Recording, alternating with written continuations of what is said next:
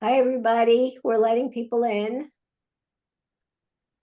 so you can take a look at the agenda.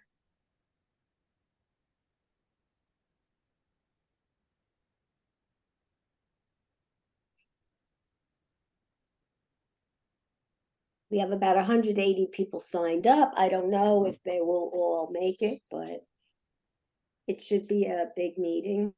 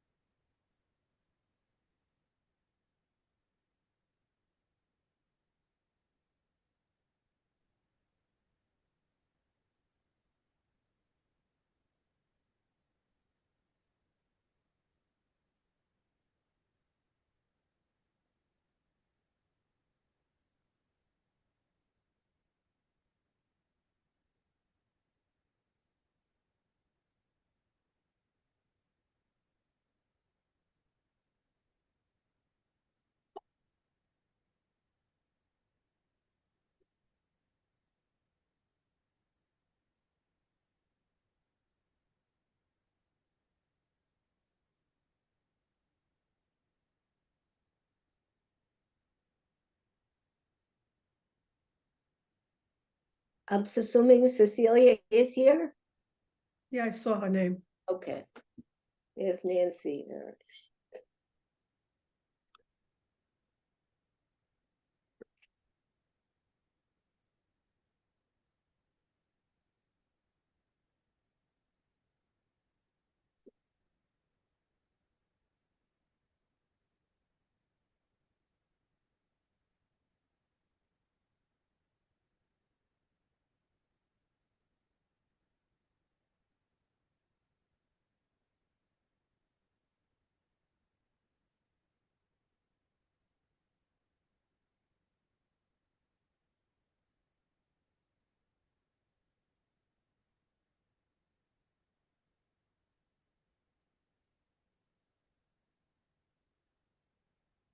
And do you want to get started? I guess so. Good afternoon, everybody. Welcome to the PSC Retiree Chapter meeting of November 6th, 2023. My name is Ann Friedman, and I am the chapter chair of the Retirees Chapter. Today, we will look at the topic of environmental justice, climate crises, and action. In 2021, New York amended its constitution to guarantee every person the right to live, work, and play in communities that are safe, healthy, and free of harmful environmental conditions.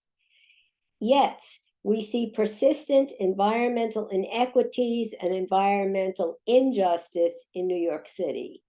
Low-income communities and communities of color bear the brunt of these environmental disparities and suffer the accompanying disproportionate health and economic impacts.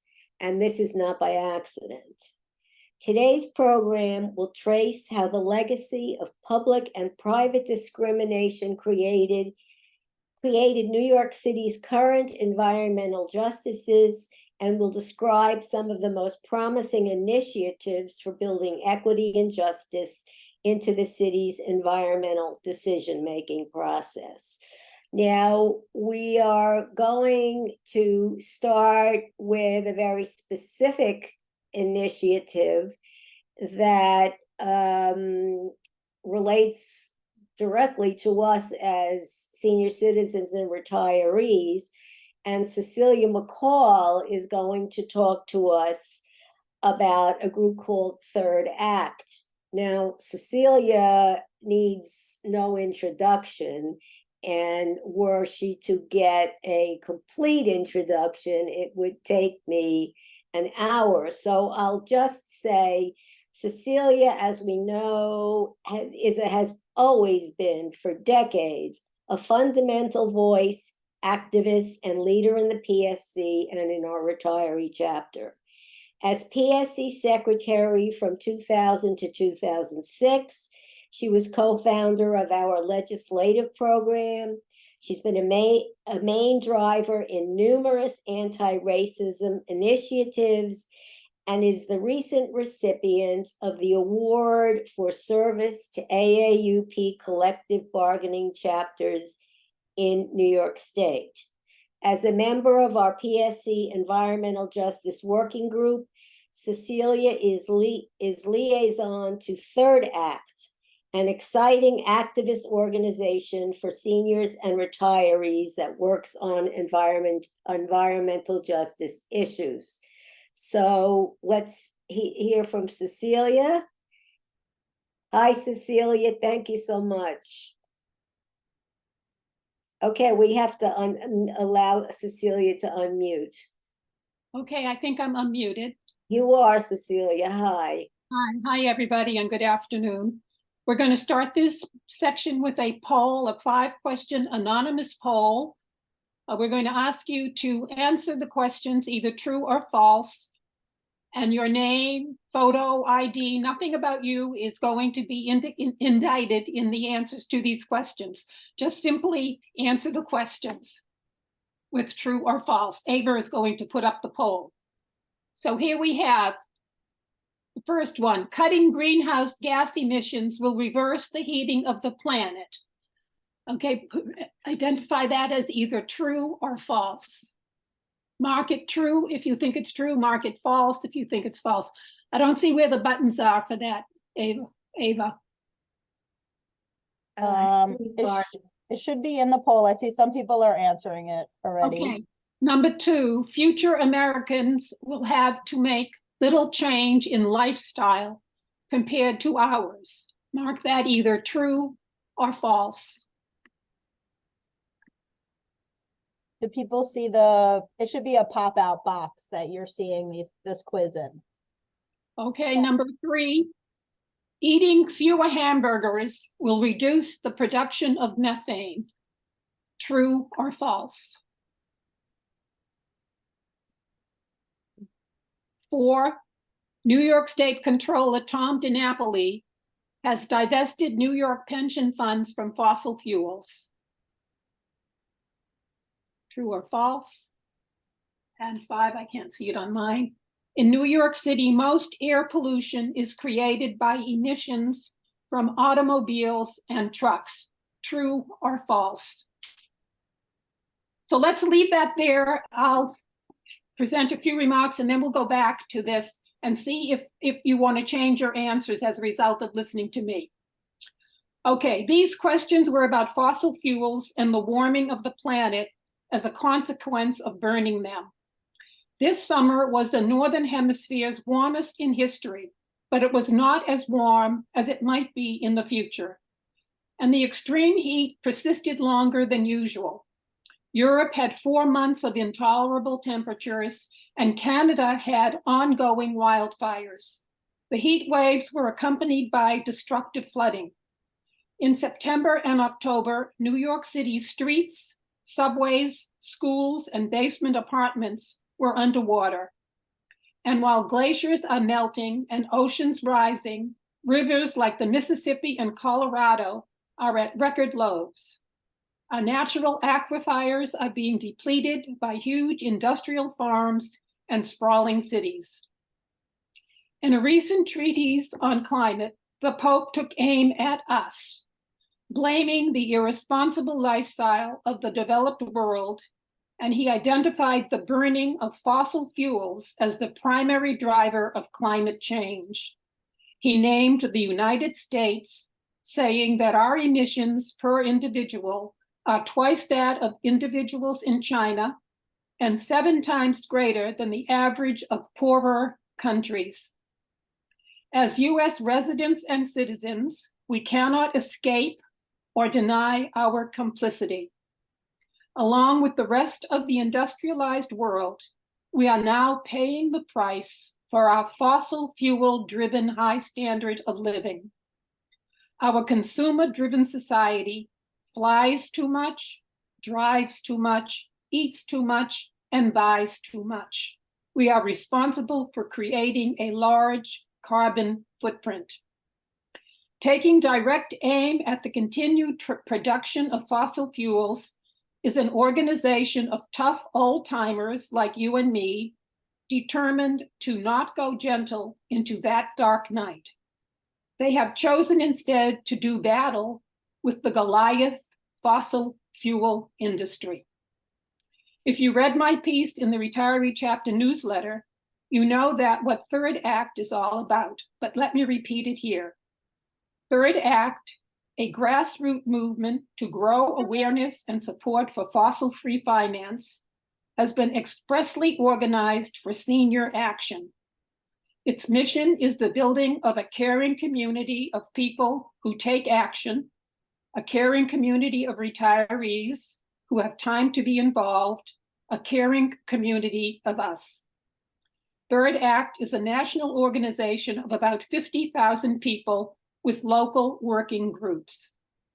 The New York City Working Group was a lead sponsor of the March to End Fossil Fuels this fall. It has organized phone calls to Thomas DiNapoli demanding full divestment from fossil fuels, petitioned institutions like MAMA to not appoint board members or take donations from people involved with the industry, and it has a campaign to force Costco to drop Citibank as its credit card partner.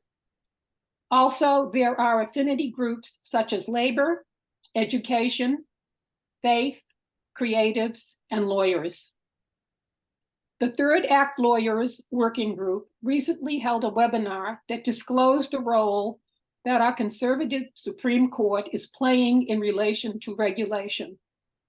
The court is revisiting precedents and chipping away at Congress's authority to delegate decisions to agencies such as the EPA, which administers the Clean Air Act and the Clean Water Act. The court has been packed by judges from the Federalist Society who distrust the so-called administrative state or unelected experts.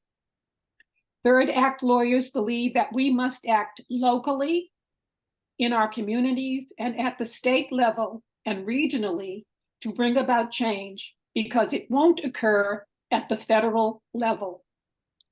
So there are any number of ways that you can become involved, but there are two immediate things that you can do before eating dinner tonight. One, call Tom DiNapoli's office. I am going to put his number in the chat. Tell him or whoever you reach that he is fully to divest from oil and gas. And second one is go to the Third Act address that I will put in the chat. Join and attend the next meeting of Third Act, which is going to be November 21, and it will be on Zoom. Okay, so let's go back to the questions. So you heard me speak about Thomas DiNapoli. So the answer to that one must have been what? Anybody? That was number 4. New York State Controller Tom DiNapoli has divested New York pension funds from fossil fuels. So he hasn't divested. Said that you're going to call and phone him and ask him to divest. Another one, future Americans, number 2, future Americans will have to make little change in lifestyle compared to ours. Anybody? Want to raise a hand? Everybody's muted. If you want. False. It's false, exactly, it's false. If you were listening carefully to my remarks, you heard me speak about a lifestyle, our current lifestyle, that is totally unsustainable and will have to be changed. Number 1, cutting greenhouse gas emissions will reverse the heating of the planet. Anybody? Eileen? Unmute. Also false. It's false. Oh, that's right. It will slow it down, but it will not Reverse it. reverse it. Number 3, eating fewer hamburgers will reduce the production of methane.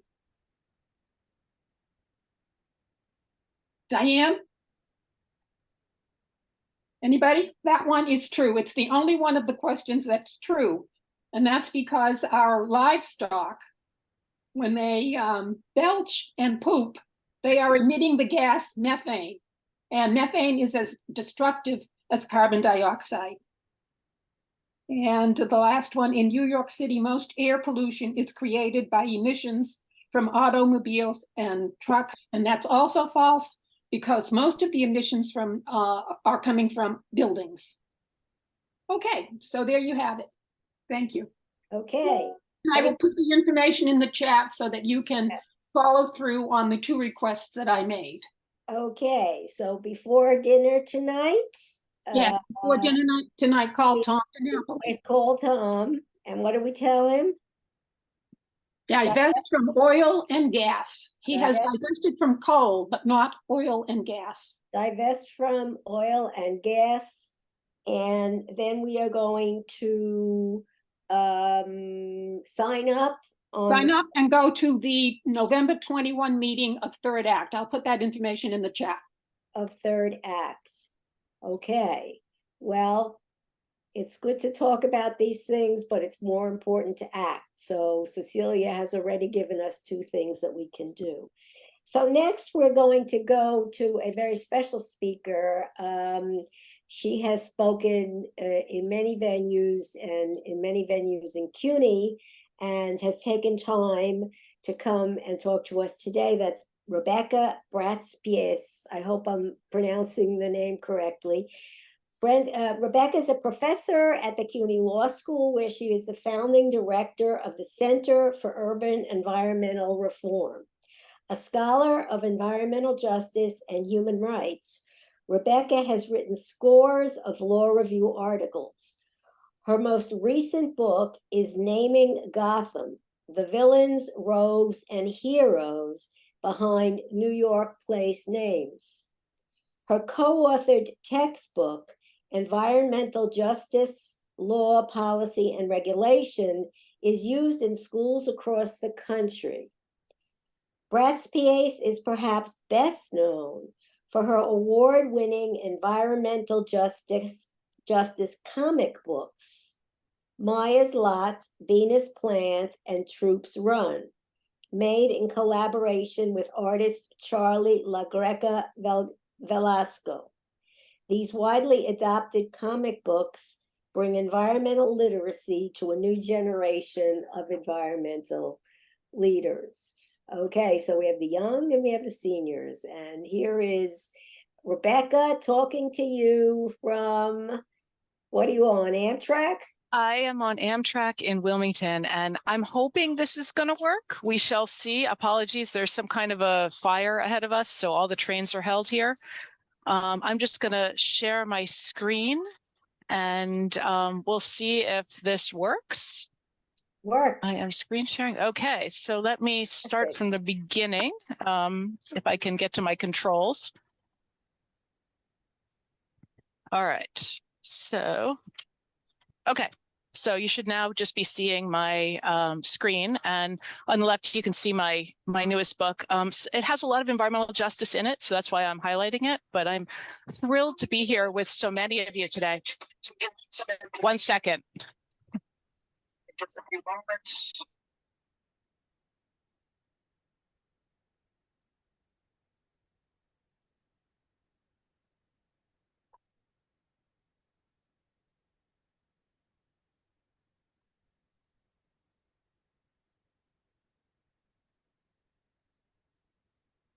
Okay.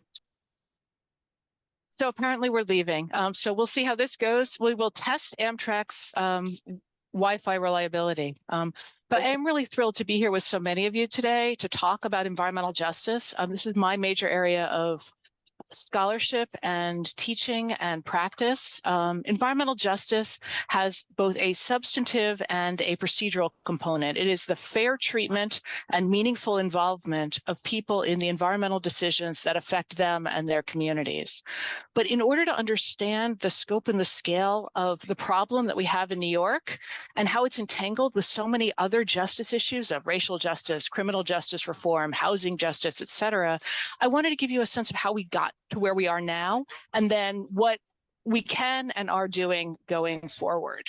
But I want to sort of emphasize the role that law and regulation have played in creating this situation, so we can think about how law and regulation can be part of dismantling it. So I want to start by trying to get this to move. There we go. So I'm going to start with an ancient legal principle, the idea of nuisance.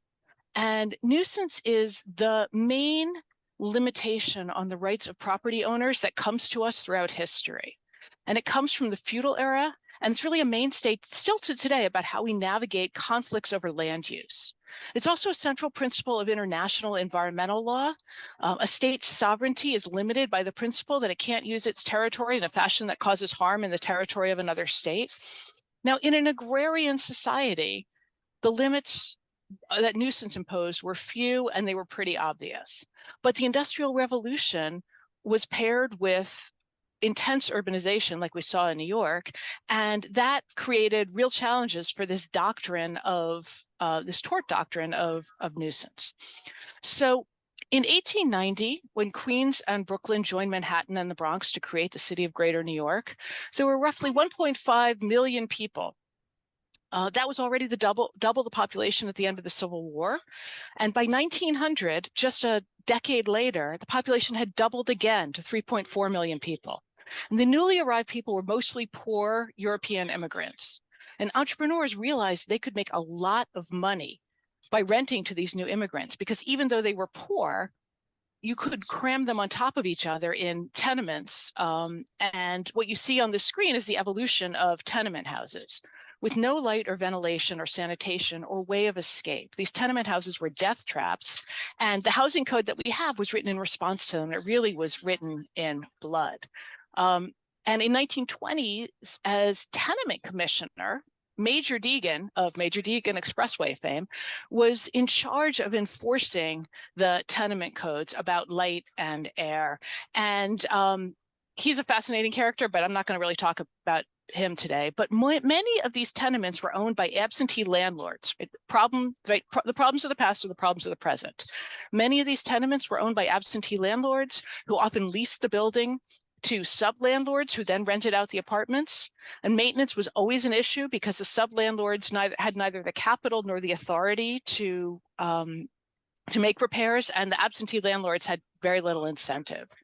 And just as a racial lens, just a reminder that the idea of white is a very malleable concept. These recent immigrants were from Ireland, from Central Europe, from Italy. Many were Jews escaping pogroms and oppression. Very few of them were Chinese, because restrictive and racist U.S. immigration laws made immigration from China next to impossible until the 1960s. And until the sort of great migration to the north after the world wars, there was always a Black population here, but it wasn't that big until after until around the 1920s. And also a major Latinx immigration then as well.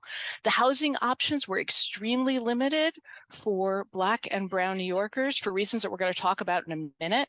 But interestingly, by 1980, every borough but Staten Island was majority non-white. So we've seen a tremendous change in the population of the city. So we're seeing this massive influx of people. And then in the early 1900s, a combination of electricity, steel frame construction, and elevators allowed massive building upward. We see the first skyscrapers. And this on the picture on the left is the Equitable Building, which was built in 1914, and it was designed to be the largest building that could fit on the site. It was a 38-story steel frame office building that rode straight from the street lot line without any setbacks. It was the largest office building in the world, and it blocked ventilation for all the surrounding buildings. It dumped 13,000 users a day onto nearby sidewalks, choking local transit and creating problems for firefighters. The noon shadow was enveloped 6 times its own area. It cast a 7-acre shadow, and it cut off direct sunlight from.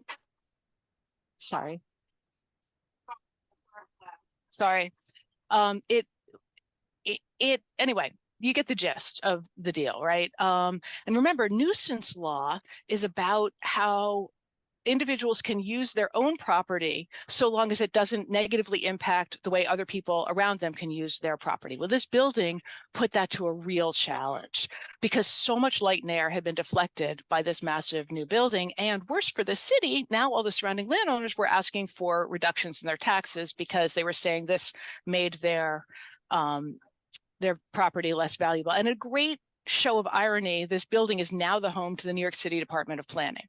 But what it did do was it sparked zoning. Zoning began in New York City with the 1916 zoning resolution. And I want to show you the enabling statute because I want to show you how it works. This is the statute. You don't really need to know that much about it, but the things to know about it is that the goals of zoning are to use the police power to promote health, to promote safety, and to promote the general welfare. And I have sort of the parts blocked out in colors. The part that's blocked out in purple is about safety. You can see to secure safety from fire, panic, and congestion in the streets. The part that's in blue is about health, adequate light and air, preventing overcrowding. And then the part that's in red is about welfare, about the character of the district and suitability for particular uses. So when this zoning ordinance was passed, this became the notion of what is a nuisance, right? Things that interfere with zoning defined what is an acceptable use and what is a nuisance. And then it was challenged in the Supreme Court in 1926. And the Supreme Court said something really interesting. They said a nuisance is like a pig in the parlor instead of the barnyard, right? It's the right thing in the wrong place. So zoning spread across the country as a way to organize urban areas that were forming and growing fairly rapidly. And this zoning was deeply associated with race and racism. And it gave us the situation that we have now.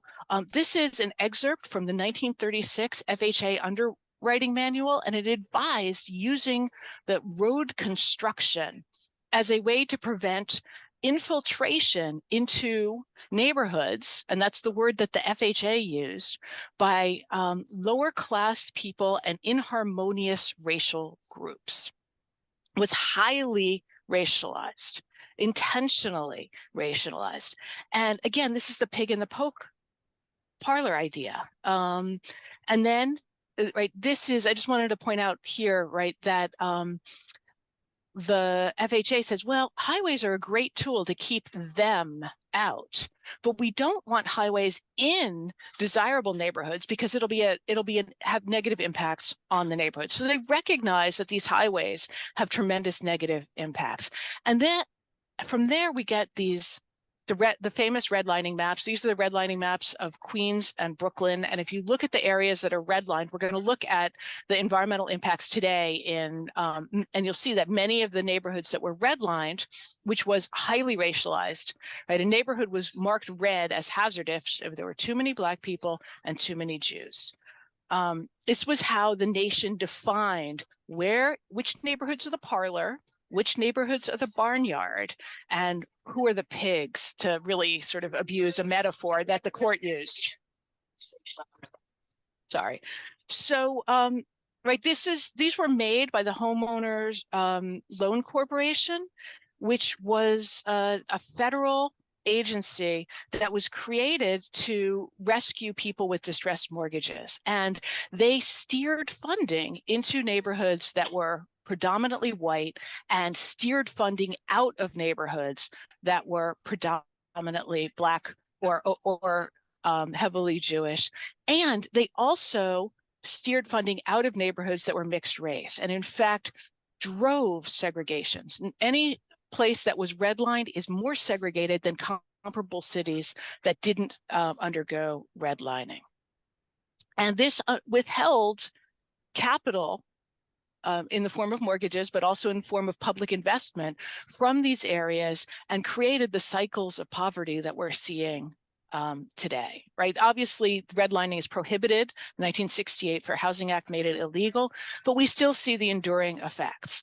And there's a lot more to the story. So this picture shows you the the clearing of the Gas House neighborhood, which was a tenement district that was poor, but it was also a thriving multiracial neighborhood that was declared blighted by the city in 1946.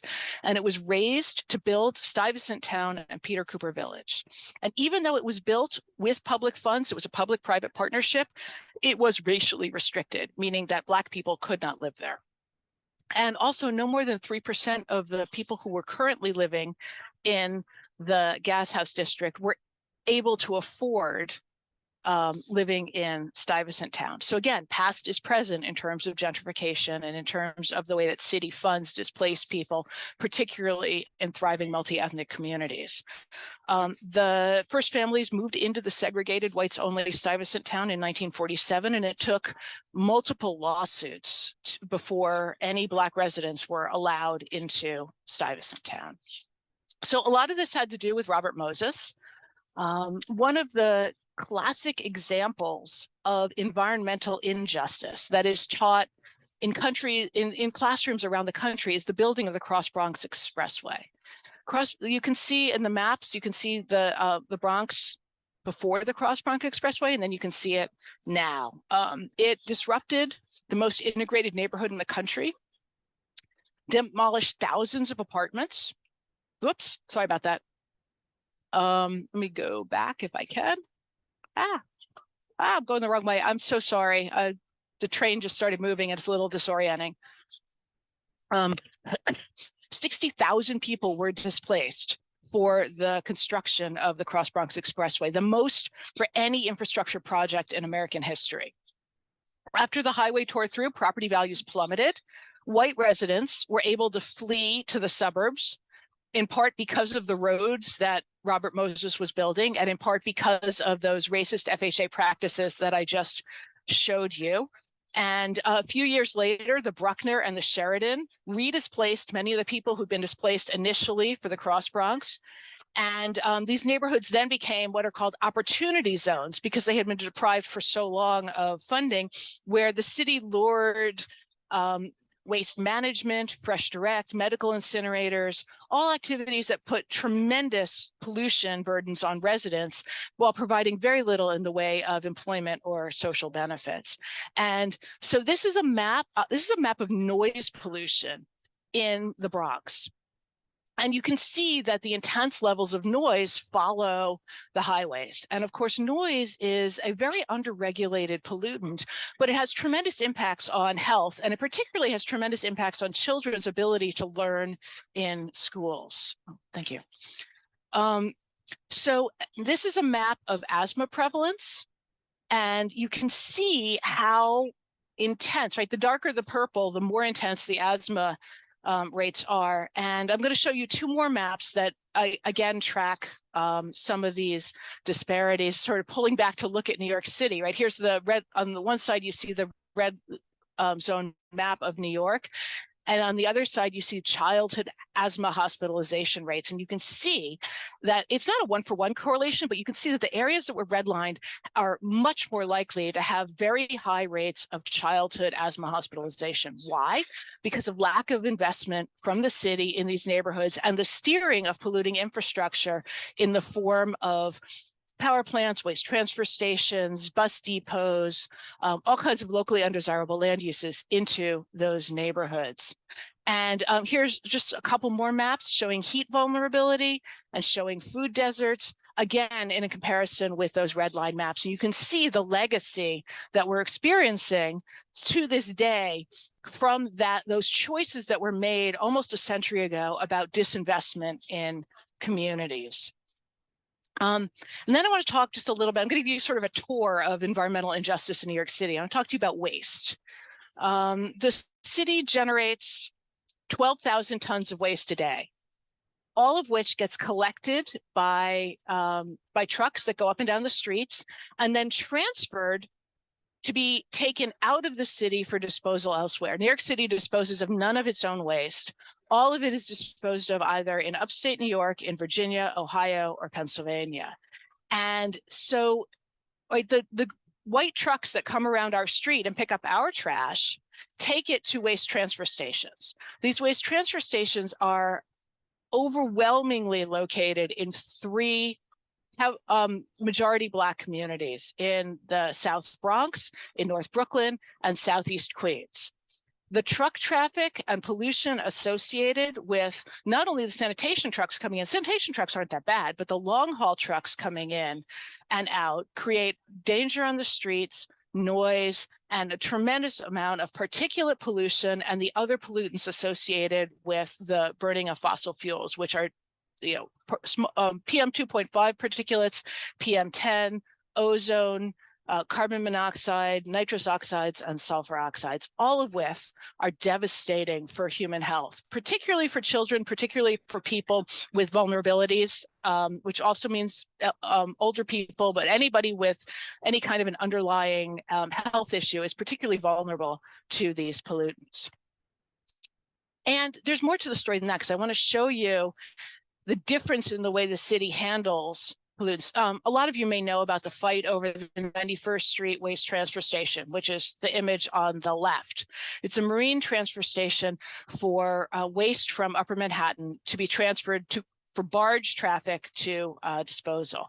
And there was a tremendous fight over locating that waste transfer station there. Obviously, that community didn't want it.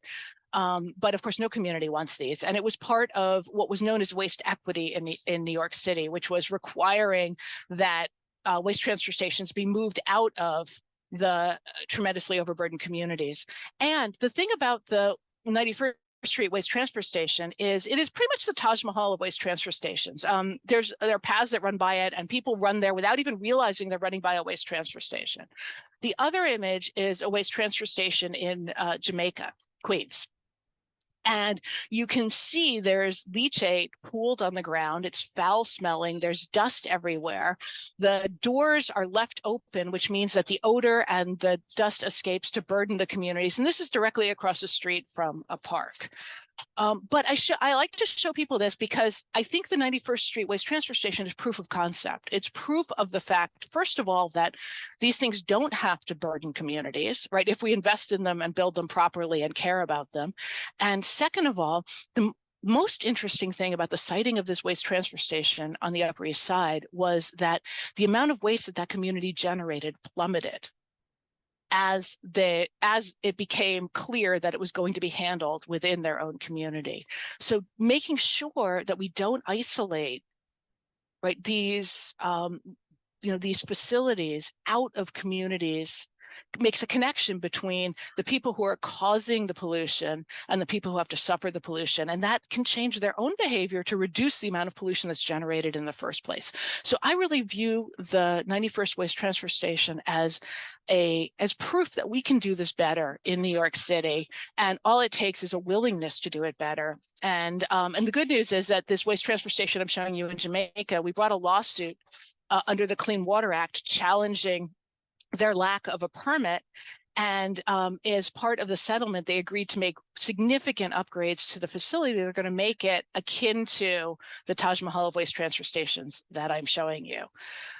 So let's talk just briefly about energy. This map shows you where energy is consumed in Manhattan, in New York City.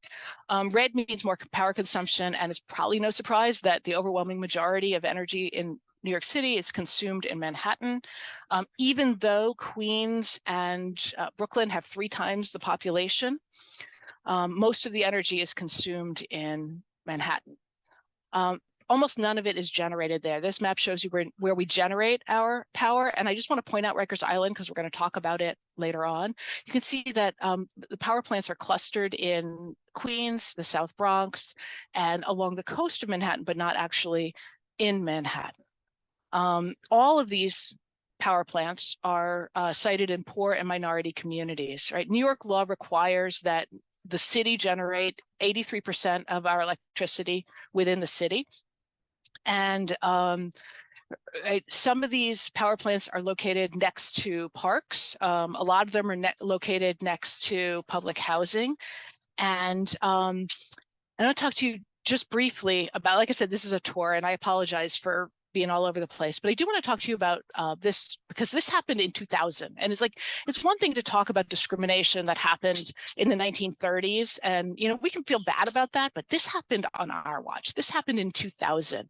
The Power Now plan was a plan to install peaker plants in New York City, because the idea was that New York was going through deregulation, and the theory was that we are one day away from being California. Remember, California was having rolling blackouts that were not actually about a lack of supply. They were about power manipulation and supply manipulation from Enron. But nevertheless, it was a rallying cry in New York to cite these peaker plants temporarily. They were only supposed to be there for 3 years to get us through the crisis. And because they were temporary and because there was an emergency, the rationale was we don't have time for environmental reviews. We don't have time to worry about those technicalities because we're facing an emergency. All of them are in environmental justice communities. 2 of them are directly across the street from Queensbridge Houses, which is the largest public housing project in the country. Many of them are next to parks, and 4 of them are in the Bronx. Again, I just want to point out, if you can see my cursor, this is Rikers Island. We're going to come back to that. And the reason that I want to emphasize this is we're hearing this same rationale now. We're in a climate emergency. We don't have time for justice. It wasn't true then. It's not true now. The only way to respond to the challenges that we're facing is by centering justice, because if we want things to be different, we have to actually do things differently. So for those of you who don't know, a peaker plant is a plant that phases off and on to meet peak energy demand. The New York Public Utility Commission defines peaker plants as a plant that runs for less than 10% of the time. Many of them only run for maybe a couple hours a day and not every day. They phase off and on to meet power demand, particularly in the summer to meet air conditioning. So in the mornings, right, you see this peak in the morning when we get up, that we need the air conditioning, then people go to work, and we see the power shift to New York, but there's less power being used because not everybody's using it in their house. And then there's another peak in the evening. Now, remember, these peaker plants are located next to public housing. The people who are least likely to have access to air conditioning are people who live in public housing. So they bear all of the pollution from these peaker plants without getting the benefit in terms of the energy being used to cool their homes. And remember that slide I showed you about where the heat island effect is most intense and where the kids are going to the hospital the most for asthma. Now, because of a quirk in US law, peaker plants are held to less. Oh, wow, we're passing the fire and I'm seeing all of the smoke. The peaker plants are held to less stringent environmental standards than are many other facilities. And the startup and shutdown phase, which happens twice a day frequently, is the least regulated time. It's the time when the plants are emitting the most pollution. So living next to a peaker plant is a pretty serious thing. Right? These communities live next to them, but they don't even get the benefit of the electricity that they provide. So I could tell you a very similar story about wastewater treatment plants. And again, this is, if I can get it to my cursor, this is Rikers Island. You can see the wastewater treatment plants surround Rikers Island. These are in the same communities that I was showing you where the peaker plants are, where the heat island effect is most strong, where the redlining was, right? These are the same communities over and over again that are being burdened. So it doesn't have to be that way. And there's a lot happening in New York, both on the state level and on the city level, that leads us in a different direction. You already heard about the constitutional amendment that guarantees everyone the right to a healthy environment. The Climate Leadership and Community Protection Act directs resources into disadvantaged communities. It was the model for President Biden's Justice 40 initiative that is directing federal funds into overburdened and disadvantaged communities. And then at the very end of 2022, the governor enacted a cumulative impacts law, which requires in granting permits and in renewing permits for things like wastewater treatment plants, waste transfer stations, all kinds of other polluting infrastructure, DEC must consider how overburdened a community is, and that must be part of the permitting process. And it is now grounds to deny a permit, the fact that the community is overburdened. We'll have to see what that means and how it plays out, because it's brand new. Same thing with the constitutional amendment. We're just seeing the first cases. We've had one case interpreting it, and then a couple of cases that have rejected claims that have been made under the constitutional amendment, saying that they were made too late or that that doesn't apply. We'll have to see what this means, but what it means is up to us. And that is, I think, a moment of real power and a time for real organization. I've been discouraged by the Attorney General's attitude towards a constitutional amendment in particular. They seem to be taking the position that it does not alter their discretionary authority.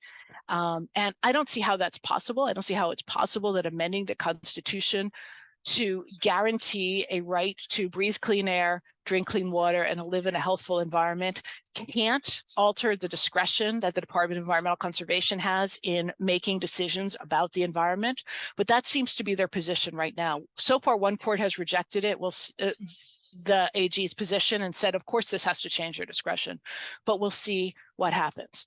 But I want to end on a hopeful note. So I want to tell you about the Renewable Rikers project. I've been deeply involved with this project since its inception, and it is a plan for what will happen to Rikers Island after the jail closes in 2027. And the plan grew out of a paragraph in the Littman Commission report in 2017, which said, right, first of all, that said, this jail must be closed. It is unredeemable. It is a stain on the city. But it also said, and after the jail closes, maybe it could be used for something sustainable. And so the Renewable Rikers Coalition took that and really ran with it. And the proposal is to use this island as an opportunity to build restorative justice for those communities that I was showing you that have been so impacted by waste transfer stations, by peaker plants, by wastewater treatment plants, and by redlining, and by mass incarceration and over policing in those communities. And the idea is to shut the peaker plants, to move peak energy generation to Rikers Island. Not necessarily all of it, but a lot of it can be replaced because it doesn't run that often. This is just, remember, these are power plants that run for just a couple hours at a shot. They can be replaced by solar power generation and battery storage on Rikers Island. And then to build a modern wastewater treatment plant on the island, and then remove that polluting infrastructure from the surrounding communities. And again, those communities are not only the environmental justice communities that were most impacted by steering polluting infrastructure into them, but they also are the same communities that were most impacted by the illegal stop and frisk policy and by mass incarceration on Rikers Island. And, I think that's really exciting. I also think it's a model for how to think creatively and systemically about how to address environmental injustice by rethinking how we do everything. So Renewable Rikers was encoded in 3 laws that were enacted in 2021. The first one requires the city to engage in a feasibility study for the solar and the battery storage. The second requires the city to engage in a feasibility study for the wastewater treatment. And the third requires that the Department of Corrections transfer lands out of corrections into DCAS whenever it stops being used for incarceral purposes. And so, this administration has not really held up its end of the deal, has not been doing what it needs to do under the law, but a decent chunk of the island has been transferred, and the feasibility studies are well underway. In fact, we should have the wastewater treatment feasibility study pretty much any day. The solar and battery storage has been wrapped into the city's overall study for how to transition to zero carbon energy. So I am optimistic that this is actually going to happen. And it could really be a model for how to do things differently in other places. So I'm just going to end by introducing you to the comic books that were mentioned in in the very generous introduction that Anne gave me. These are the covers from the books. They are available for any nonprofit or educational use. They can be freely downloaded from my website, which is just my name.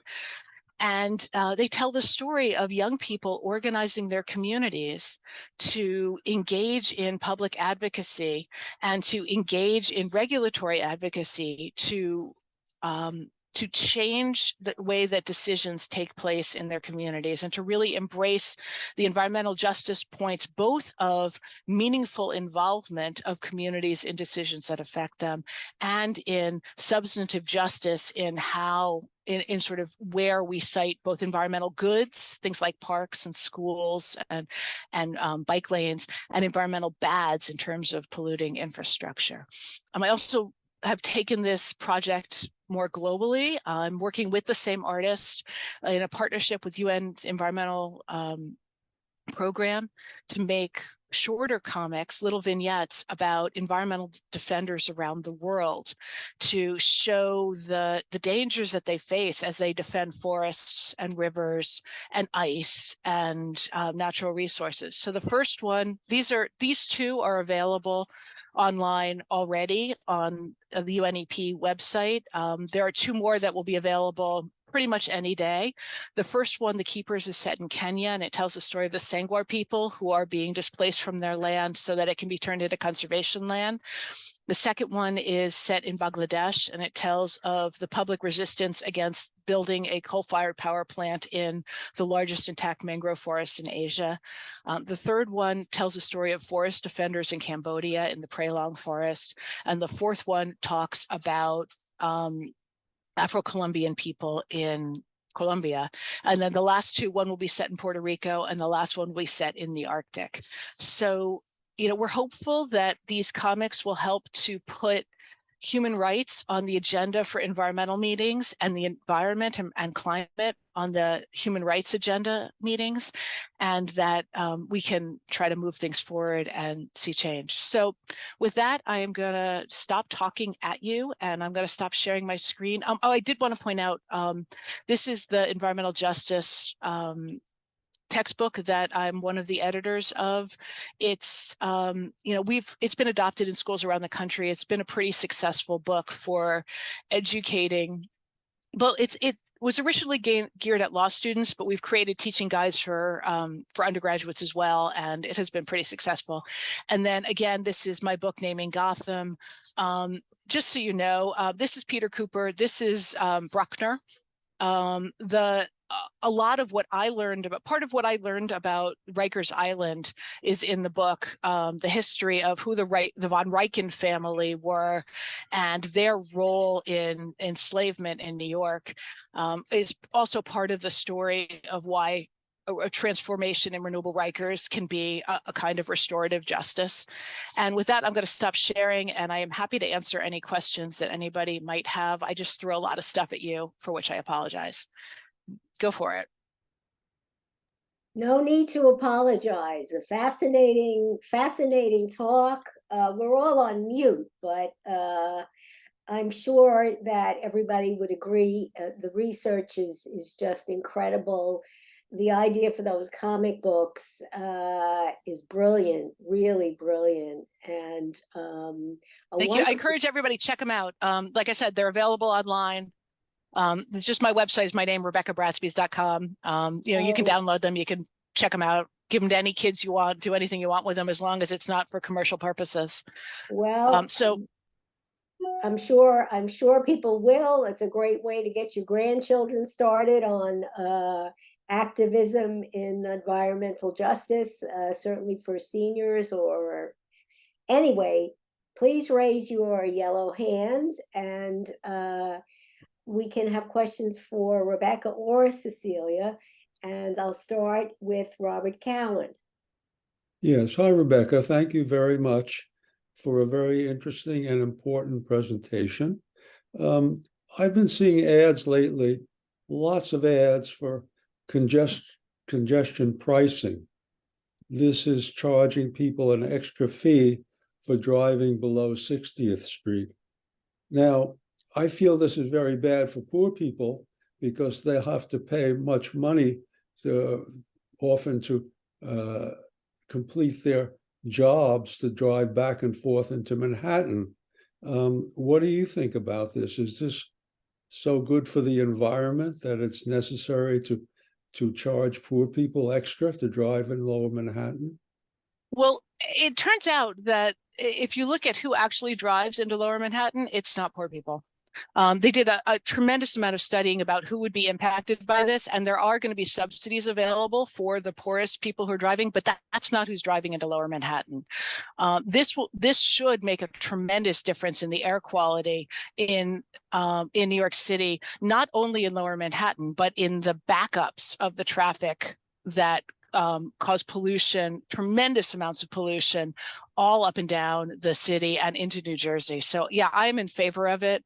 I think that we need to be doing a lot of things to get people out of their cars and into public transit. And I sort of feel like the but what about the poor people is not, you know, we always want to have the most sympathetic person out there, but that's not who drives into Lower Manhattan. That's not who will be affected by this change. Okay, thank you. Gloria Waldman, unmute, please. All right, thank you. Absolutely fascinating. And I wanted to just mention one thing. I know Elizabeth Starchevich is here, and her father, lawyer Abe Unger, worked to integrate Stuyvesant Town. I live in Stuyvesant in probably the 60s or 70s. Liz would know. I just wanted to point that out. Thank you for talking about all of that. That is so cool. I would love to talk with you. I mean, would Oh, love to talk about that and learn more, because all I know is from reading, and I would love to hear from people who were there while that Elizabeth will happened. get in touch. Yeah, She's do. right there. Please do. Wonderful. Okay, so maybe Gloria, Yeah. you or Elizabeth Stardovic could put your information in the chat. Great idea. I can't. Oh, I'm not sure I'm hearing what. Are you finished, Gloria? Okay. All right. Nancy Hemies. Unmute, please. Thank you. This is so exciting. It's so nice to hear the outcome of what people often say to me, and I say myself, you know, somebody should do something about that. And it seems to me that you're really involved in doing something about all those things that we think about. Well, here's another one, though. In the diagram of Rikers, you show an airplane taking off or landing from LaGuardia. And I didn't hear you talking all about aviation around New York. I mean, we are definitely burdened by a good deal of pollution from the two airports, particularly, I suppose, LaGuardia, which is located by big population areas. And I wonder if that's something that's in the works. So I was involved a couple of years ago with a group called Quiet Skies that has been trying to get the FAA to pay attention to this issue of noise pollution. And the FAA is the least responsive agency I have ever. I think we just lost At all. So that is tremendously frustrating. You're right, I didn't mention it, but when you think about the people who were putting on Rikers Island, the overwhelming majority of whom are pretrial detainees who are convicted of nothing yet and have been and are there because they can't afford to make bail because they're poor. The noise burden there is overwhelming. The island is also toxic. It was built. One thing I didn't say is that Rikers Island was originally 98, I think, acres and was built out to 413 acres using coal ash from Manhattan, dumping into the shoals around the island to build it out using forced prison labor. And the island is off-gassing methane. It is extremely toxic. It's not a good place for people. People should not be really on that island. But I agree with you. You know, the airports are a big issue. I don't have an answer to it. I've been talking. I mean, a lot of people are working on those issues, but so far we're not really getting anywhere. I do see two questions in the chat that I just want to respond to, and then I want to hear the other people. The first one is about sea level rise in Rikers Island. Rikers Island, as I said, was built out, and as a result, most of the island is above the 500-year flood plain. If I had more time, I would have shown you some slides of where the power is generated right now, all of which is within the 100-year floodplain, all of which is going to be in jeopardy in the next couple of decades. Rikers Island is actually a really good place for a lot of this stuff because it is higher than a lot of the surrounding land. And then the other question was, can you get physical copies of the book? I do have some of the comic books. I do have some. I don't have a tremendous number, but if you want or need them for anything particular, reach out to me. And if I can, I'll provide them to you. And with that, I know there are other hands. Yes, it says Jim Pearlstein. Hand raised, Jim Pearlstein, but I see Jim Pearlstein in a different, do you have a question, Jim? Oh, all right, that's John Hyland, whose face John? Yes, thank you. I don't know, you're going by Jim Pearlstein now, there's two of you. Oh, that's right. I was having computer trouble. He sent me the link. Thank you. This is John Hyland. Okay, go ahead, John. Okay, thank you. Well, first I want to thank Rebecca for what I think is an extraordinary and exemplary synthesis of scholarship and political activism. It's amazing. My comment is I don't want to divert us from the environmental justice, but I was very struck by what I think may be parallels between environmental justice and higher education justice. I'm wondering if there could be, in a sense, a map similar to the ones that have been developed for environmental justice in relation to the CUNY as you know, the public higher education institution, and the funding and the resources that have been allocated to it vis-a-vis the resources of the other higher educational institutions. So it was just something that struck me, the sort of parallels between those two fields. Thank you. Mm-hmm. Yeah. So one of the things that I got really interested in, I wrote this book, Naming Gotham, which is what it does is it uses the names that we give our infrastructure, like the Major Deegan Expressway, like Rikers Island, like the Bruckner Expressway, as a way into the history of the city.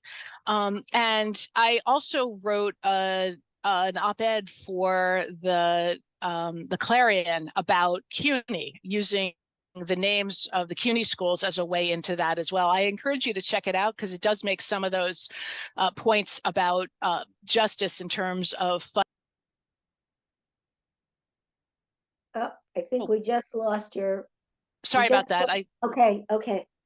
Did you hear any of that or not? Most of it. Okay. Yeah. Okay.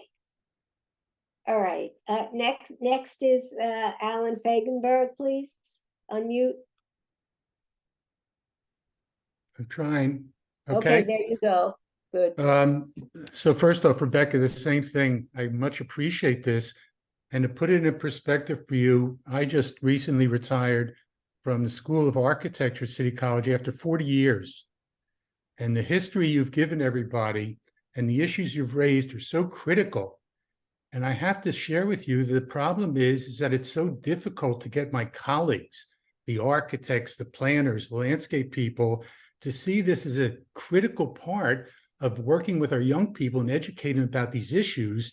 And it's not just learning how to produce these nice houses there. So thank you very much. The other thing I like to kind of share with other people is that the idea that after World War II, remember, there were most of the GIs were men coming back. And the ideology was that mostly within the country, women were doing the major work.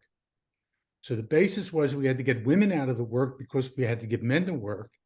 And the suburbs were set up to give a lot of work to this get done for the houses and for the roads and everything, move the women out there so they get away from the work, give men the work, separate this out, move the primarily white working class and middle class out there, And the cities became, what you were saying, is these problem things with the men coming into the cities and then being able to go out to the countryside. So again, I thank you very much. The fact that you started in 1916 and brought us up to the present, but also the future. Thank you. Well, thank you for that. One interesting addendum to that is that Major Deegan he helped start the American Legion, and he ran for national commander, and part of his platform, he didn't win, part of his platform for what he would do as commissioner, as chair of the American Legion, was fire all of the women and give their jobs to wounded soldiers. Yep. Okay, thank you. I see Dave Cuddlechuck next, please. Unmute. Can you hear me now? Yes. Okay. Rebecca, thanks for a really fine talk. All the more difficult because you had to do it from the train, which I suspect you weren't planning to do. But I wanted to, you talked about constitutional, changing the Constitution of New York State. I wanted to alert you, every 20 years, there has to be a poll about changing having a constitutional convention.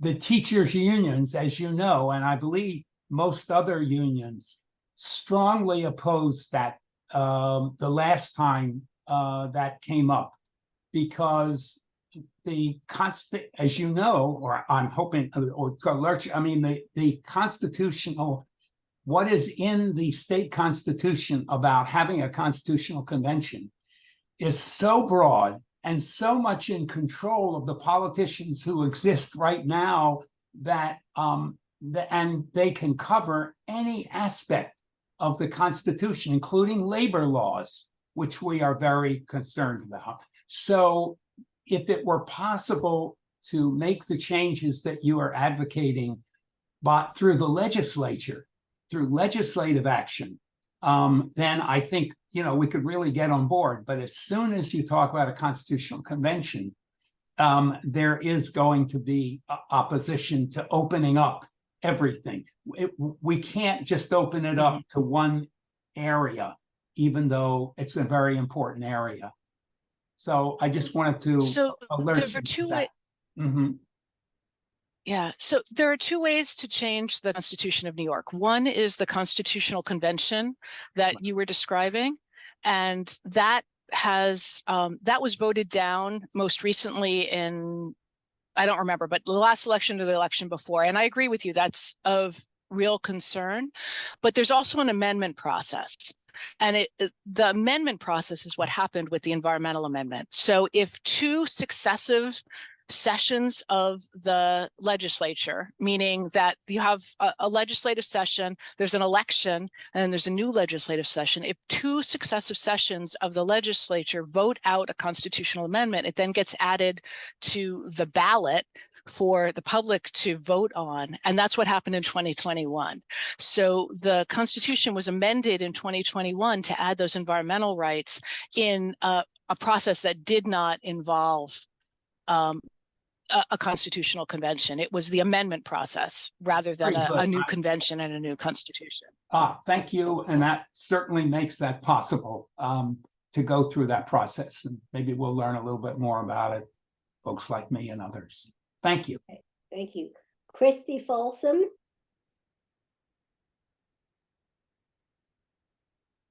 Hi. Thank you too for that history lesson. That was really, really good. I have a question for the previous speaker when she has encouraged us to write to Mr.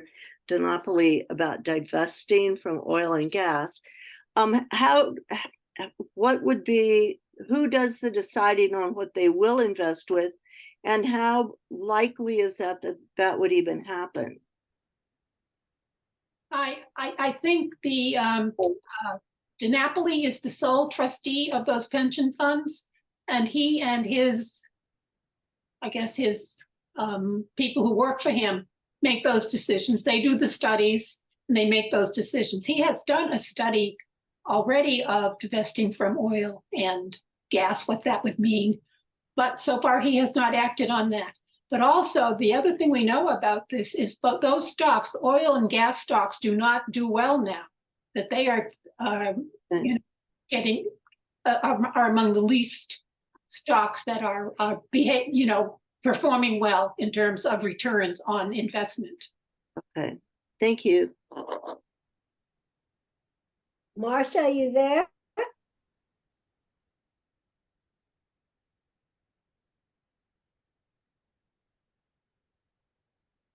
Can you unmute? She seems to be having trouble. Okay. While waiting for Marcia, we have time for a couple of other questions or comments, if there are any. Marcia? I don't know, she's having trouble with her computer. Going once, going twice? Well, on behalf of the chapter, I really, really want to thank both of, And William one more person. Laziza. Hi, near me, Okay, I'm unmuted now. Can I ask? All right, wait a minute. William Laziza, then we can stay there on mute and we'll come back to you. okay, I just, William? near me, they're taking down one of the jails so that they can actually rebuild it to twice as high in Brooklyn. So this jail is 295 feet now. They're going to knock it down, build it up to over 400 feet.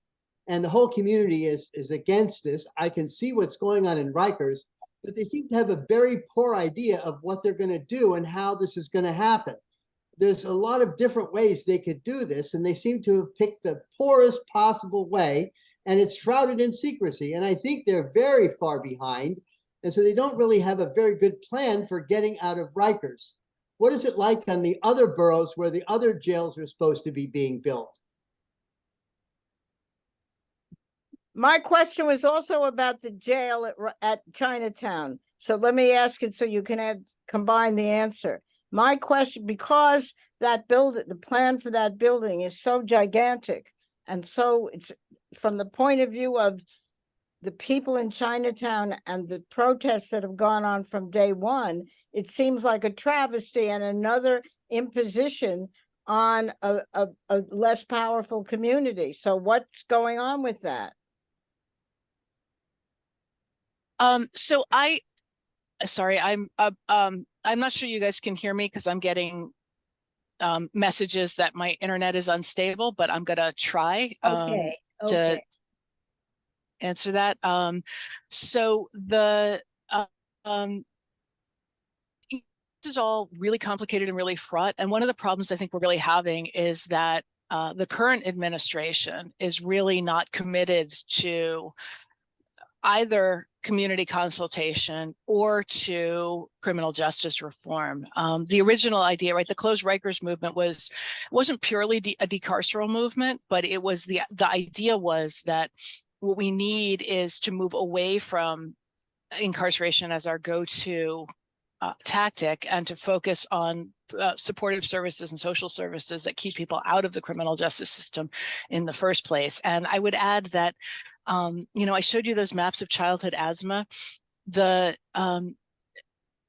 connection between asthma and days missed from school in New York City is overwhelming. That's the reason that kids missed most of the days of school when they missed school is because of asthma. Not the only reason, obviously, but it is a significant cause. And days missed from school is a significant predictor of involvement with the criminal justice system. So, removing the polluting infrastructure and reducing the asthma is an important part of addressing the wider problem. And I hear you that no communities want to have jails in them, and they particularly don't want jails to be bigger in their communities.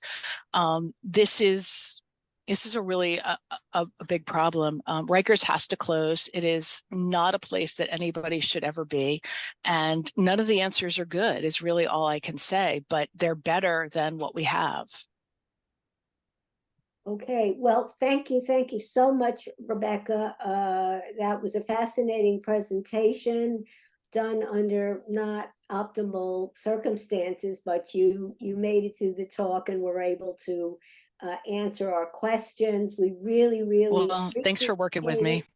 I'm sure people will be looking at your research, at your books, and mostly probably at your comic books, which are very, I very put the link intriguing. in the chat. Okay, and we want to wish you a safe trip back to New York. I don't know how close you are. No more fires. Neither do I. I have no idea where I am at this point. I have no idea. Well, hopefully you're going in the right direction. And thank you so very much. Well, Cecelia, thank you. thank you also to Cecelia. Cecelia is one of our own, and we will be hearing from her often. She notifies us every time there's a third act meeting or activity or march. And don't forget that she's given you some homework, so you can't have dinner tonight until you make your call to Tom Napoli and until you go to the Third Act website and sign up for the next meeting at November 21st. And Cecelia is a very tough taskmaster, so I think that we all know we're going to do our homework. So thank you both. Wonderful presentation. And Rebecca, you're welcome to stay on with us. We're going to talk about our healthcare situation and have a few announcements, but hope to see you again soon. Have a safe trip. Thank you. Thank you very much. Okay. All right. Cecelia, do you want to make your announcement now? Yeah. Yes. Cecelia has another announcement that's very much related to our healthcare issue. Right. Yes. Thanks, Anne. I voted early last week, and I noticed that on the ballot there are races for the Supreme Court and the Appellate Court. One of the judges listed under the Supreme Court is Lyle Frank. And as you recall, Lyle Frank is the judge who decided in our favor against Emblem Health in terms of them imposing that $191 on us in order to be able to keep Medicare.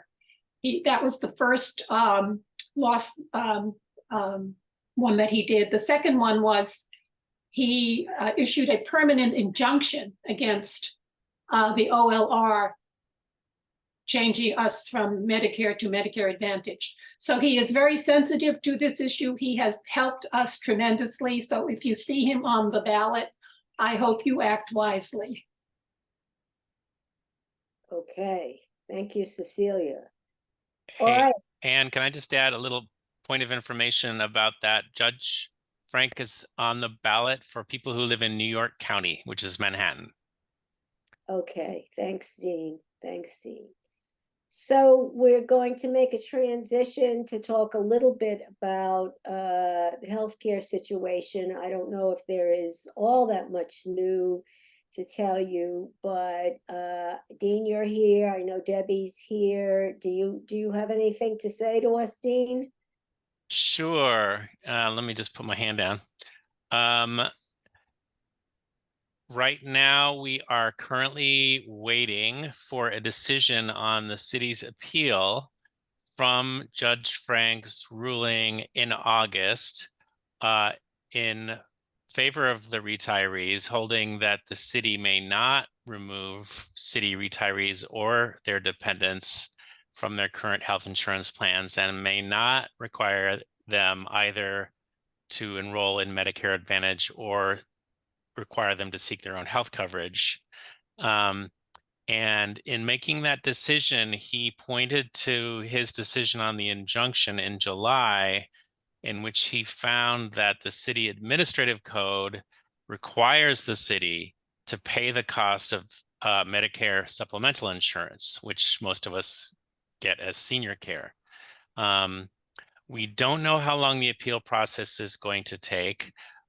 We are currently finalizing agreement with an outside law firm to work with us to write an amicus brief in support of the retiree position on appeal.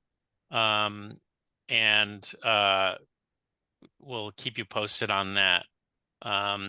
The other thing is just a quick update on the legislation that City Council member Charles Barron introduced to try to prevent the city from diminishing retiree health coverage below the December 2021 level.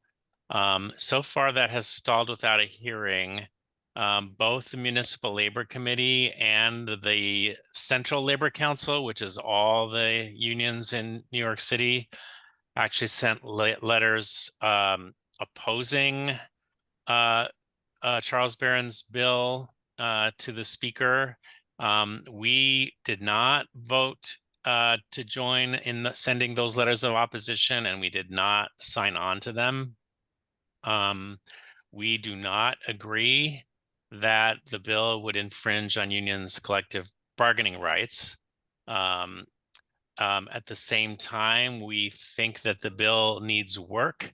Well, first of all, we think that Judge Frank is correct, that city law already requires the city to pay for supplemental Medicare. So we don't think, as long as Judge Frank's decision stands and is good law, we don't need to change the law to require the city to do something that's already required by law to do. So that's kind of where we are right now. The other update for folks to know is that the city, as a lot of us predicted, has sort of broadened their attacks on healthcare to include not only retirees now, but in-service members. They are currently looking at bids to replace the provider of the current comprehensive benefit plan for in-service members. So we are broadening the team that has been sort of coordinating our opposition to forced Medicare Advantage to include 2 new in-service members, Carl Kronebusch, who's a health policy professor at Baruch, and Amy Ju, who's a member of PSC's Executive Council. So they are going to join the team that includes Ann and Bonnie Nelson and my predecessor, Debbie Bell, and Barbara Caress and Barbara Bowen and Jim Perlstein and Bettina Damiani and a bunch of other folks. The other thing to know is we have started talking to members, in-service members, about the proposed change to their healthcare. James spoke about it the October DA. I spoke at Queens chapter meeting last week. I'll be at City Tech this week. So we are beginning pretty extensive outreach to in-service folks on the healthcare issue as well. So that, I think, is pretty much it from me for the basic report. Okay, should we take questions or go to Debbie and then take questions for both of you? How much time? Yeah, let's go to see whatever Debbie has to add maybe. And Yeah, then Debbie, let's see what Debbie has, and then we can take questions for both of them. I don't have anything to add other than to remind those retirees who pay IRMA in addition to Medicare Part B, and that those IRMA reimbursements for 2022 were processed by the city in October for TRS participants. That means you should get the reimbursement in the account where you receive your TRS benefit. For TIAA participants, the Office of Labor Relations sends out checks. They tell me that those checks were sent out at the very end of October. So I will put in the chat, if you expect to receive an IRMA reimbursement and you are in TIAA, and if you have not received a check by November 15th, you can email the Office of Labor Relations and inquire. Why not? Our experience with these, is that their mailing process takes a while. There's a question in the chat, which is, how do you know you're eligible for reimbursement? When you receive your letter every year from Social Security, it tells you what your benefit for the following year will be, for the following calendar year will be, what you will pay in Medicare Part B, which is standard for everybody, and that gets reimbursed by the city in April. And if based on your prior year taxable income, you have to pay some additional payment, which is IRMA. So you go back to that letter and check. If you did pay IRMA, you have to apply each year to get your reimbursement. There's a form on the Office of Labor Relations website to use. There is a look back period of 3 years. So if you've been paying IRMA, but you've never asked for reimbursement, you actually can apply for reimbursement back 3 years. Okay, great. So questions? Francis and Palmer Tome. Yes, thank you. Debbie, I just want some information about that. In the past, we received the IRMA check because we are under the TIAA at the end of October. And since I hadn't received it, I waited on the phone for an hour and 15 minutes to get through. And they said, they looked it up and they said, oh, we don't have any information. I had submitted all the documentation in May. So November 1st, I resubmitted everything. And I'm just wondering if those who are on TIAA, if anybody has received their reimbursement yet for 2022. I'm not aware of anybody getting it. I haven't gotten it. Because I'm wondering, you always have to resubmit it more than once, all the documentation? No, you don't. But I think sometimes things screw up. Their system with, for TIA participants is not perfect. I will put in the chat, this is why I wanted to get an email address for people to email instead of sitting on the phone for an hour, because I know that the phones, it's very hard to get through to OLR. Right. Thank you. Very frustrating. Bob Cowan?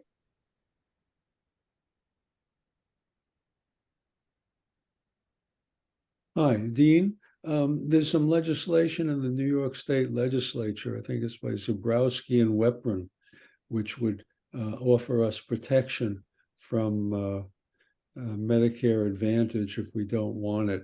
Do you know anything about that? Bettina is actually on the call today, and she may have more details on it than I do. Bettina, are you able to speak to that? Yes, hi, Robert. We are working to get a meeting with Weprin's office, looking at November, the end of November, just have a debrief before we can have a real conversation among others about whether we can support it, because we want to get more information from it. And once we do that, we can have a larger conversation within our legislation committee and all of you. Okay, thank you. Thank you, Bob. Lorraine Cohen? Hi, Lorraine.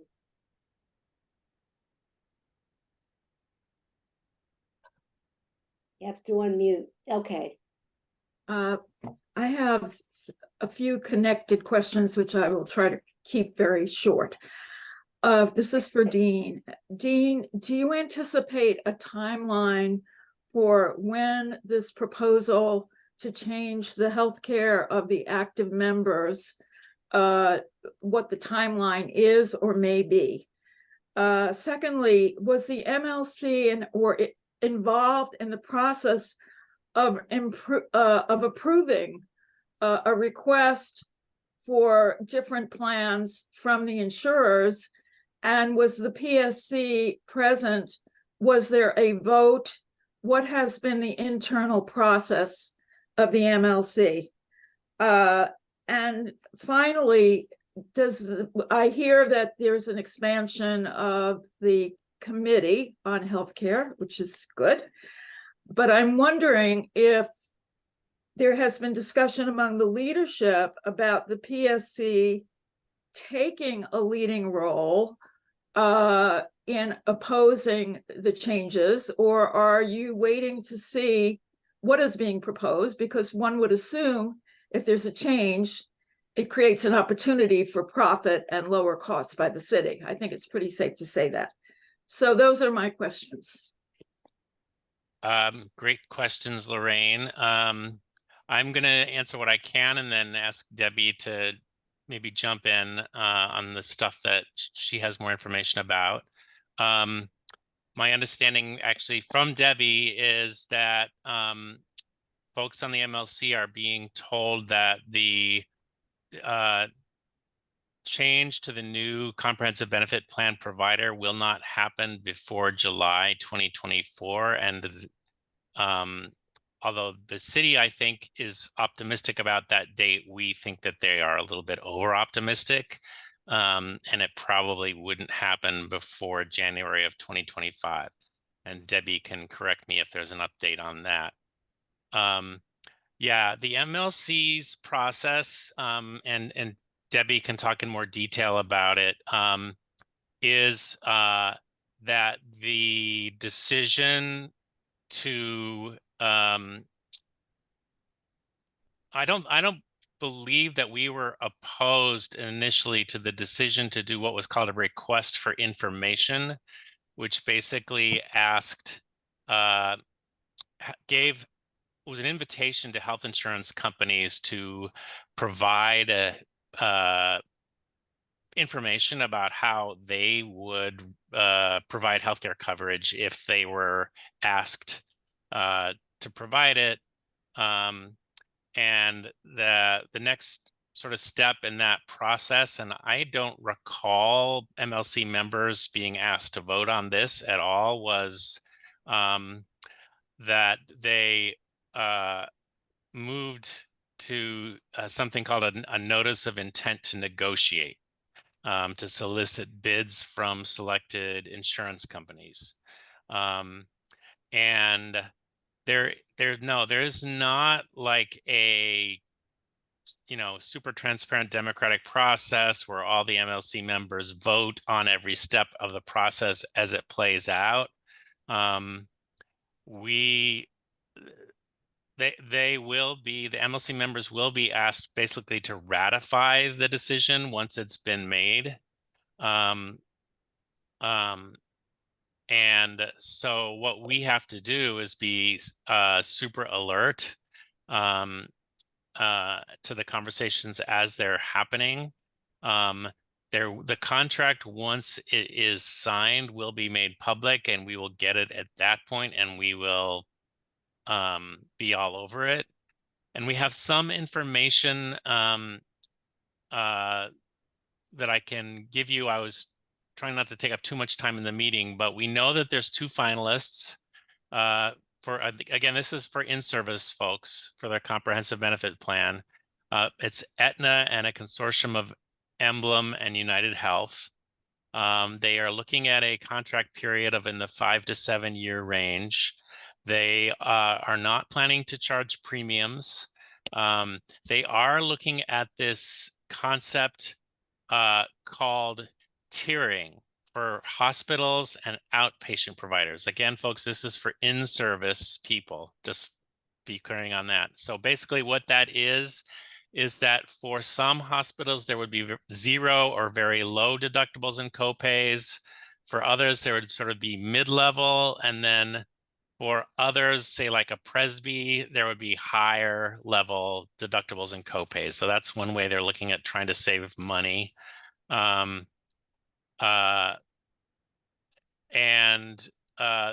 Another way that would probably be to reduce the number of or reduce the level of choice that people have by similar sort of cost shifting strategies like they're talking about with respect to the tiering, that mean For example, possibly higher co-pays for out of network.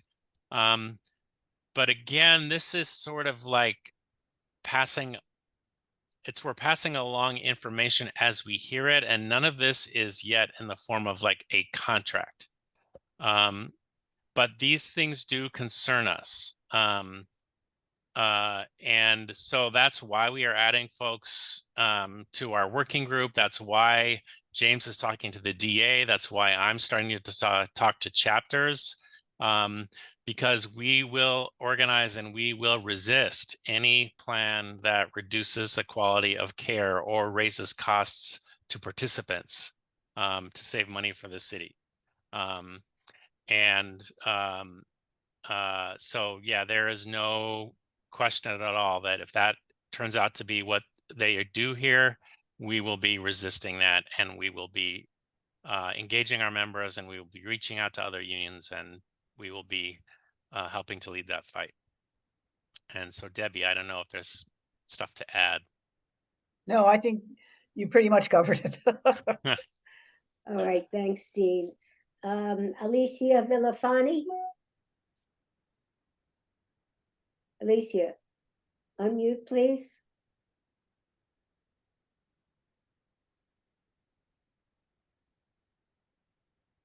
Yes, I would like to find out, I was wondering if Judge Frank's decision is held up, and the idea is that the 191 monthly would not be required, as they're talking about. If we should win that situation, does that also mean that when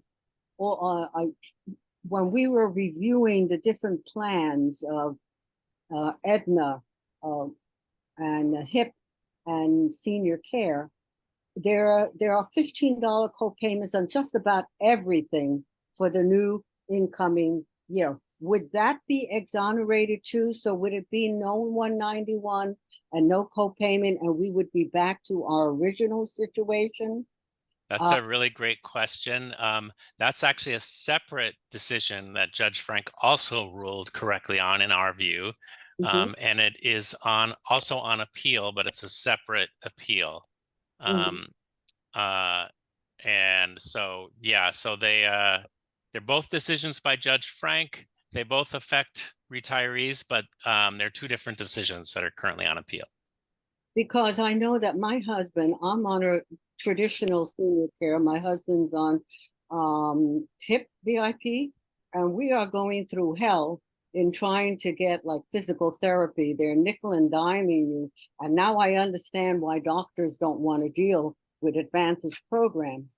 We have been through a lot just to try to get physical therapy for a person who was a runner, a marathon runner, and needed.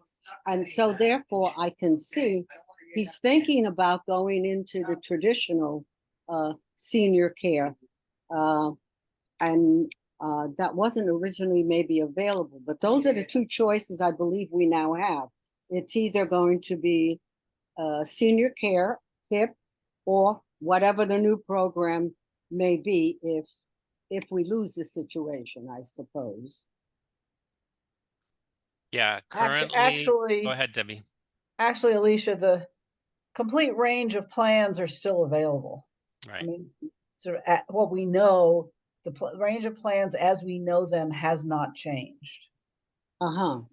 So you can go to the OLR website and look at what's available, and you should do it this month if you want to change. Most definitely. We have tried to get in it, and we're having difficulty getting in there.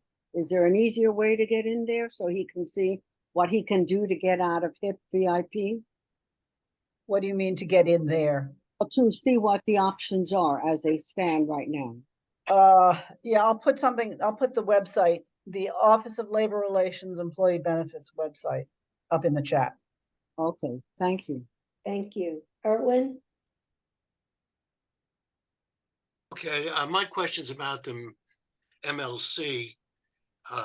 All during the retiree issue, there was a very strong feeling that the MLC acted as it did because the low-hanging fruit of retirees were not represented in many of the unions that are in the MLC, because retirees are not members of those unions. The PSC is unusual, the UFT is unusual in that retirees actually participate in the union process. In many unions, they don't.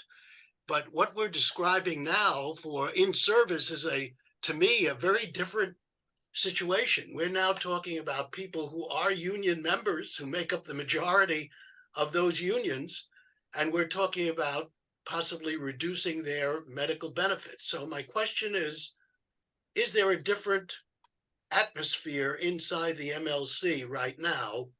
I guess Debbie would know this best, as compared to what we went through with the retirees, where there was great hostility to anything that came from the retiree side.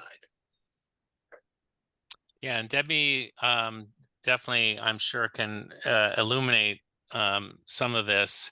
I would say that part of the narrative that's fed to MLC member unions is that there is a crisis in the cost of healthcare, that this stabilization fund is facing a massive deficit, and if we don't do something, the city is going to impose premiums, and people will have to start paying premiums, and that I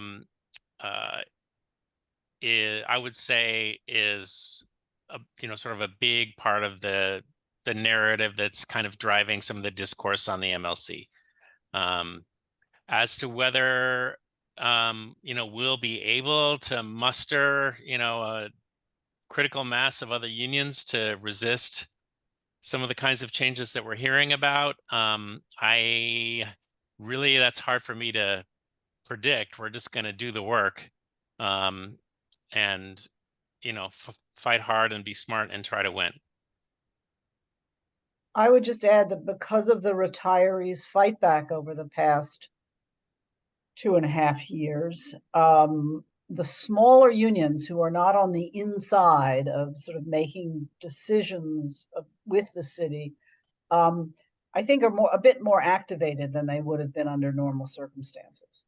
That doesn't mean necessarily that their members are activated, but I think the leaders are more sensitive to the idea that some of these private insurance carriers are making an awful lot of money off the backs of the workforce, and that the city does not necessarily have the workers' best interests at heart.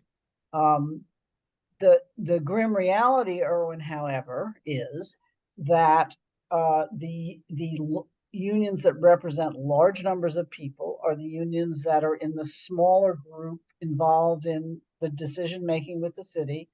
And what we've seen in the context of the retiree health issues is they can move a vote. I mean, they've got the majority of votes in the MLC because between the DC 37 and the UFT and 237 of the Teamsters and sanitation workers, they represent a majority of city workers. So, if they are on the inside of these discussions. So if they're convinced that this is all going to work wonderfully, they've, as we say, swallowed the Kool-Aid, they can get it through in a vote, and that's a problem. But as Dean says, I believe that a lot of the smaller unions are much more attuned to the potential problems, and therefore are more mobilizable than they might have been before the retiree fight back.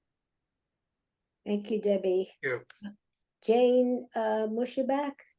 Hi. Yeah, I just want to make sure I understand this recent piece, which is focusing on in-service retirees. And I picture entirely, of course, that our union, PSC, will fight any diminutions in healthcare for in-service that are currently being threatened because they tried to throw retirees under the bus and haven't succeeded. So I gather they're going to try to throw in-service workers under the bus of healthcare reductions.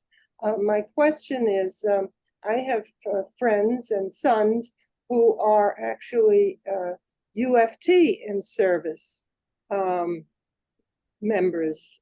They're currently working, and they find it extremely difficult to counteract Mulgrew's appropriation of misinformation and terrible values, or whatever you want to call it.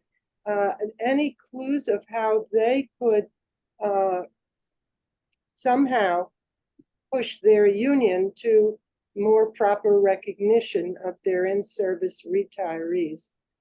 Because what I'm hearing is such terrible things that the UFT contract did, and how can they mobilize to change, as they see it, their leadership's role in protecting healthcare for in-service? I don't know if that's an appropriate question for us, but certainly I hear it from. I think it's an appropriate question for members of the retiree chapter to ask themselves and each other. It's not an appropriate question for members of the PSC staff or even elected leaders to get involved in discussing, because it involves leadership and governance of another union. But folks should definitely feel free to talk among themselves about that issue. I would observe, Jane, that there has been some, there's several strands of opposition, political opposition inside the UFT come election time, and that several of those groups have, I've seen in the chat around, expressed profound concern about what's likely to happen to the in-service healthcare. So I think, we can all, those of us who are not staff and not elected leaders can, urge our friends and relations to reach out to the opposition groups inside the UFT. And they can also look at our website, which has a long history of the tradition of what we went through for over 2 years. And that's public document, public information. Okay, John, it looks like you're the last question, John Highland. Okay, thank you. Thanks for the information, Nadine and Debbie.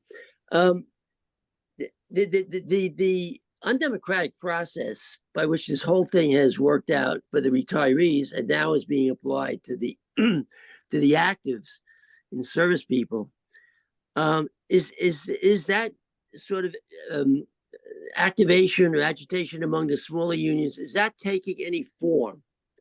That is, are they doing anything about being pushed into this? Secondly, what about the uniforms? I've seen, I'm pretty sure I saw a statement by Pat Lynch, who's now retired, that the MLC did not negotiate healthcare benefits for the PBA, and I assume the other uniforms. Is that accurate, or not?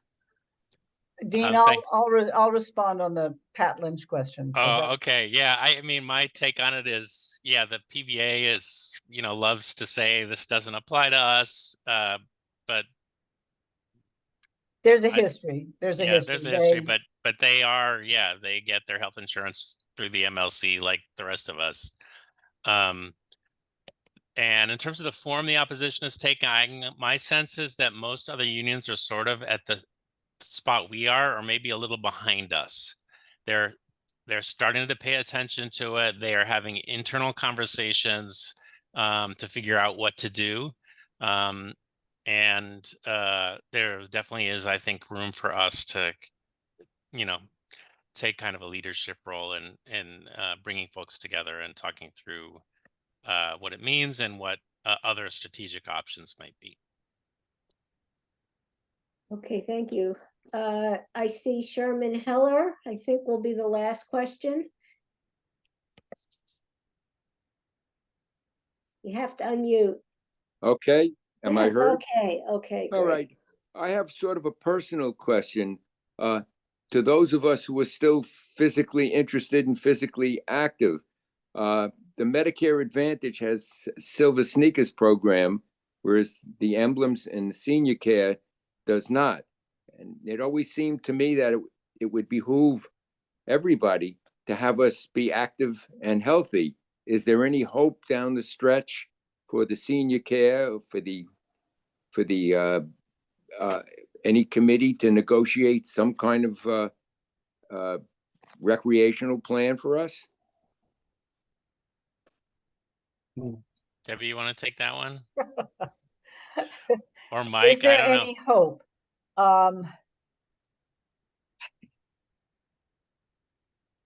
Let me give you a cynical answer, which is that the Silver Sneakers, attractive as it is a come on that these Medicare Advantage companies use.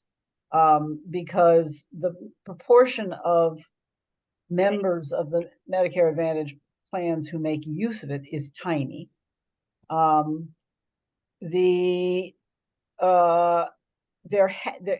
time ago, I think Senior Care did something along these lines, and the cost of administering it outweighed the benefits and the usage.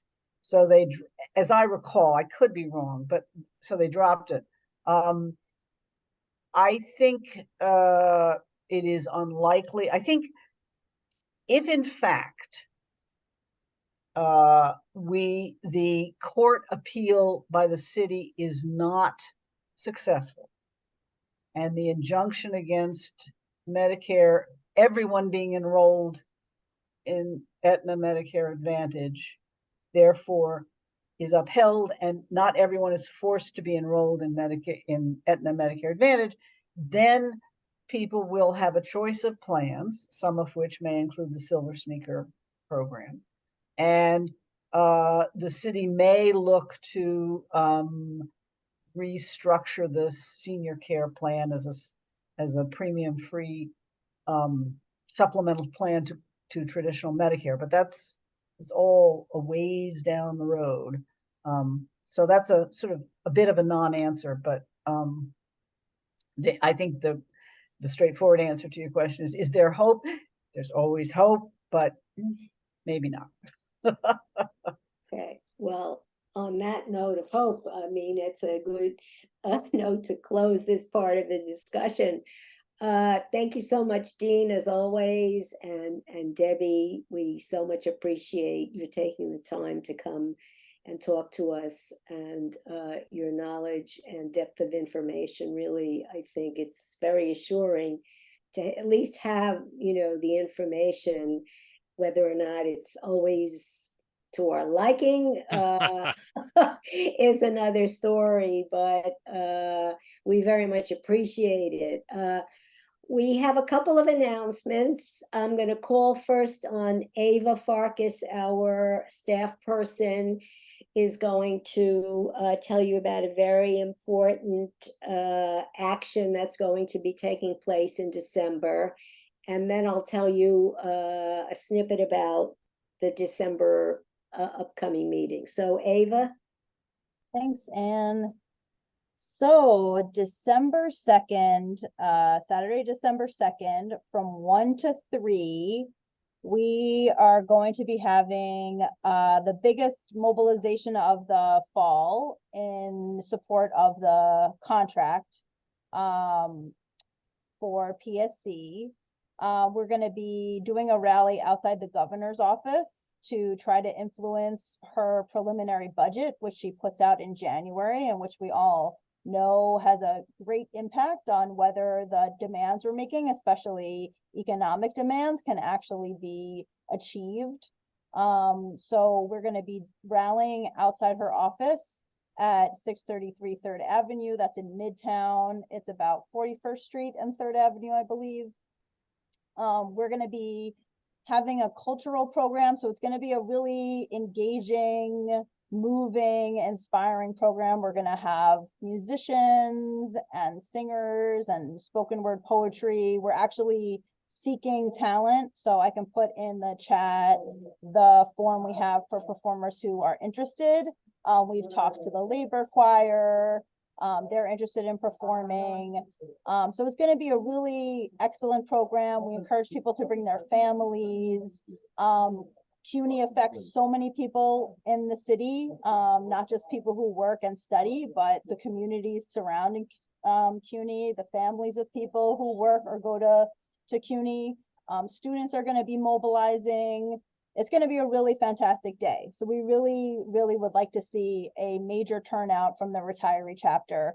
And we will be doing a short march following the rally around the block to CUNY Central. So we're going to be connecting, you know, the fact that the governor has to fund the contract with the fact that CUNY management is still not agreeing to many of our demands at the bargaining table and is proposing their own agenda, which is awful, which I know we've talked about in many other meetings. But yeah, we need all of you out there side by side with active members. So I hope that you guys can come.